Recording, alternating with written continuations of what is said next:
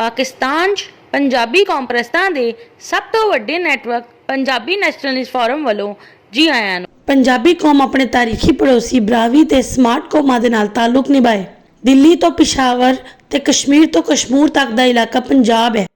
ਕਸ਼ਮੂਰ 'ਚ ਕਰਾਚੀ ਤੱਕ ਦਾ ਇਲਾਕਾ ਸਮਾਰਟ ਕੌਮ ਦਾ ਇਲਾਕਾ ਹੈ।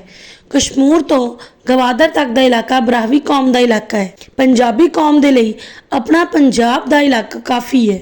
ਪੰਜਾਬੀ ਕੌਮ ਨੂੰ ਨਾ ਪਾਕਿਸਤਾਨ ਦਾ ਠੇਕੇਦਾਰ ਬਣਨ ਦੀ ਜ਼ਰੂਰਤ ਹੈ, ਨਾ ਬਰਾਵੀ ਕੌਮ ਦੇ ਇਲਾਕੇ ਬਲੋਚਿਸਤਾਨ ਤੇ ਕਾਬਜ਼ ਹੋਣ ਦੀ ਜ਼ਰੂਰਤ ਹੈ, ਨਾ ਸਮਾਰਟ ਕੌਮ ਦੇ ਇਲਾਕੇ ਸਿੰਧ ਤੇ ਕਾਬਜ਼ ਹੋਣ ਦੀ ਜ਼ਰੂਰਤ ਹੈ।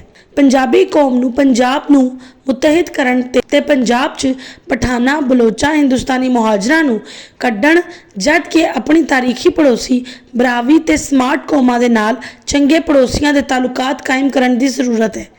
ਪੰਜਾਬੀ ਕੌਮ ਦੀ ਇਖਲਾਕੀ ਜ਼ਿੰਮੇਦਾਰੀ ਬਣਦੀ ਹੈ ਕਿ ਆਪਣੇ ਤਾਰੀਖੀ ਪੜੋਸੀ ਕੌਮ ਬਰਾਵੀ ਦੀ ਜ਼ਮੀਨ ਤੇ ਬਲੋਚਾਂ, ਜਦ ਕਿ ਸਮਾਰਟ ਦੀ ਜ਼ਮੀਨ ਤੇ ਬਲੋਚਾਂ, ਅਰਬੀ ਨਿਜ਼ਾਦਾਂ ਤੇ ਹਿੰਦੁਸਤਾਨੀ ਮੁਹਾਜਰਾਂ ਦੇ ਕਬਜ਼ੇ ਨੂੰ ਖਤਮ ਕਰਾਏ।